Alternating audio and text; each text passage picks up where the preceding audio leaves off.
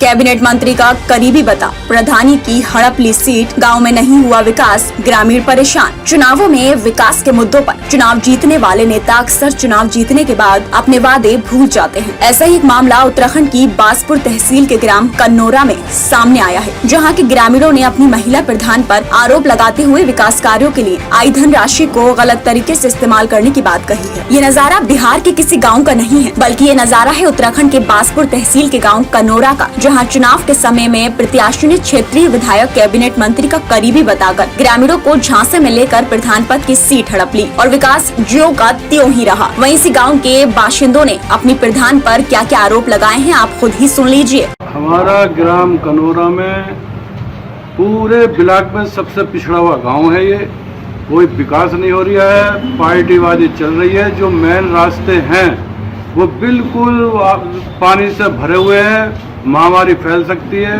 कोई किसी रंग का कोई विकास नहीं हो रहा है। मैं ग्राम पंचायत विकास अधिकारी रहा हूँ, मैं इतना भी जानता हूँ कि मनरेगा में 60% या 70% आदमी पक्का काम कर सकता है, इसकी कोई लिमिट नहीं हो सकती। मगर यहाँ वो काम होते हैं जो बिल्कुल जिनकी जरूरत नहीं है।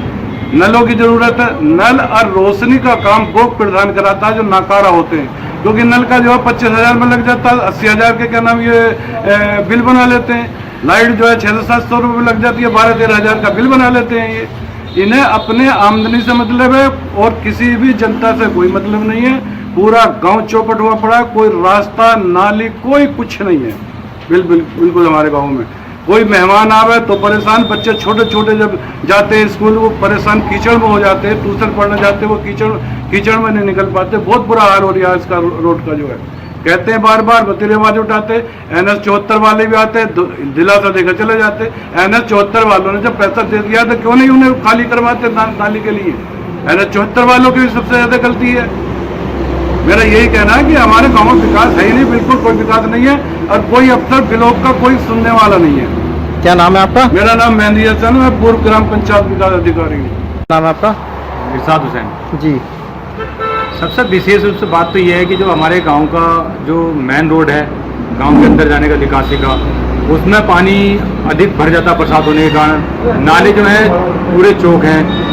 जो नरेगा का पैसा आता है उसका दुरुपयोग किया जाता है। जैसे नदी में ले जाकर सफाई करवाए थे एक आध आदमी को और दिखाते 100 आदमियों की दिहाड़ी दिखाए थे। तो नालियों की सफाई होनी चाहिए, ना कि नदी के पास की सफाई होनी चाहिए, जिससे जो है नालियों की सफाई ना हो गए, नालियों के अंदर कचरा जम जाता है और नाली चौक हो जाती है, जिससे रोडों पर पानी उतर जाता है, रोड टूट जाते हैं। सबसे ज़्यादा तो मेन रास्ते की दिक्कत है। किसकी कमी मानते हैं ये तो सब सर जो मौके का इस समय जो मौजूदा मौके का प्रधान है, या तो उनकी अपनी कमी है जो वो ध्यान नहीं दे रहे हैं, नालियों की सफाई पर ध्यान नहीं दे रहे हैं। हाँ, ध्यान नहीं दे रही हैं। जो अभी खातून इस टाइम मौके की ग्राम प्रधान है, उनको विशेष रूप से ध्यान देना चाहिए, ना कि आम जनता थोड़ी ध्यान देगी। अब नरेगा का पैसा आता तो दुरुपयोग क्यों किया जा रहा? आपने आवाज उठाई इसकी? आवाज उठाई थी, हमने लिखित में दिया है। हमारे जो पूर्व अफसरी प्रधान जी हैं उनके सहयोग से गया, लिखित में गया, हम उनके साथ में थे। हमारे गांव का जो रास्ता खराब है वो पानी जो है पानी की निकासी सही न होने के कारण रास्ते खराब हो रहे हैं, क्योंकि आगे जो नाले बना हुआ भी है तो नाले चौक उसकी सफाई नहीं की जा रही। तो विकास नहीं हो रहा, क्या कारण है? विकास तो बिल्कुल भी नहीं हो रहा, क्योंकि जो विकास के लिए पैसा आ रहा है उस पैसे को सही उपयोग नहीं किया जा रहा।